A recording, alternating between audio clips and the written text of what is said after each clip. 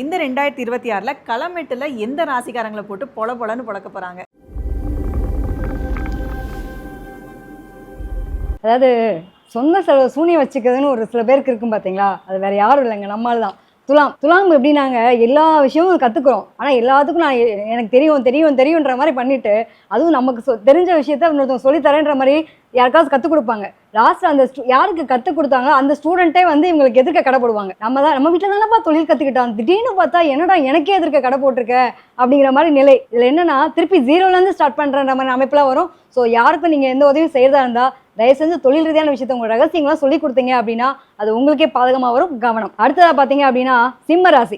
நான் சிங்கம்பா, நான் காட்டில் தனியாக தான் இருப்பேன், எங்களை மாதிரி கெத்தாக இருக்க முடியுமா? நம்ம வடிவேல் சார் சொல்கிற மாதிரி இங்கே பாரு நான் வரேன் அலப்புறை கூட்டிட்டு 400 ரவுடி தான் கெத்து காட்டிட்டு தெரியுற ஆள் தான். என்னன்னா எல்லாமே தெரியுங்க, எல்லாத்தையும் தெரிஞ்ச மனுஷன் தனக்குள்ளே வச்சுக்கணும்ல. இங்கே பாரு நான் தான் எப்படி இருக்கேன், என்னை பார்த்து எல்லாம் ஃபாலோ அப் அப்படின்ற மாதிரி ஃபாலோ பண்ண வைப்பாங்க. கடைசி நிமிஷத்தில் நான் இவர் ஃபாலோ பண்ணவங்கெல்லாம் மேலே வந்துருவாங்க. இவர் எல்லாத்துக்கும் சொல்லி கொடுத்துட்டு கீழே போயிட்டு எனக்கு இது தேவையா, எனக்கு ஏண்டா இப்படி ஒரு நிலைமை அப்படின்ற அளவுக்கு கூனி குறுகி போய் நிற்கக்கூடிய நிலைமையெல்லாம் வரும். ஸோ உங்களுடைய ஒரு நல்ல நிலைன்றது இருக்குது, அதை கரெக்டாக புரிஞ்சுக்கிட்டாங்க அப்படின்னா சூப்பராக இருக்கும். சிங்கம் என்று கூறப்பட்டதுன்னு ஒரு பாட்டு வரும் பார்த்தீங்களா, அது மாதிரி சிங்கமாக இருக்கு அப்படியே தனித்துவமாக வந்தாலே இன்றைக்கி போட்டு எல்லாம் ஊரே கூட்டு கும்புதுரா சாமி அப்படின்ற மாதிரி உங்களுக்கு ஒரு நிலைமை வரப்போது. ரொம்ப கவனமாக இருங்க சொந்தக்காரங்க மத்தியில். அதாவது அடுத்ததாக பார்த்தோம் அப்படின்னா மகரம்.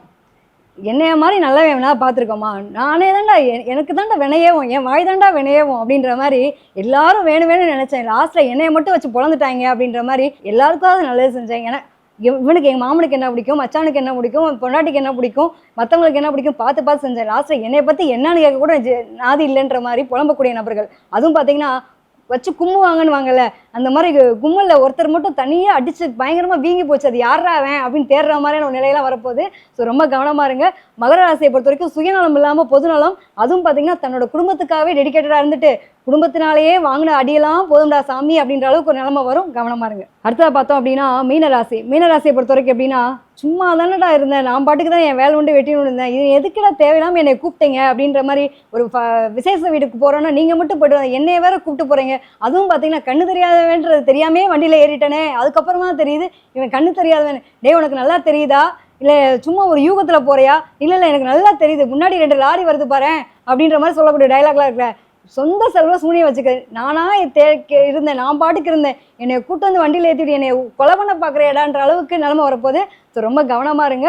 உங்களை பொறுத்த வரைக்கும் என்னென்னா, நீங்கள் உங்களோட சுய புத்தியில் யோசிச்சு எந்த முடிவு எடுத்தாலும் பரவாயில்ல, யாராவது ஒருத்தவங்க சொன்னாங்கன்னு கேட்டு நீங்கள் முடிவெடுத்தீங்க அப்படின்னா உங்களை களத்தில் இழுத்து விட்டு வேடிக்கை பார்த்துருவாங்க. ரொம்ப கவனமாக இருங்க. ரொம்பவே இன்ட்ரெஸ்டிங்காக இந்த சினிமா ஜோதிடம் எபிசோட் 2 வந்து இருந்தது. இதே மாதிரி இன்ட்ரெஸ்டிங்காக அடுத்தடுத்த பதிவுகள் பார்க்க நம்ம அஸ்ட்ரோ தமிழா சேனலை ஃபாலோ பண்ணிக்கோங்க.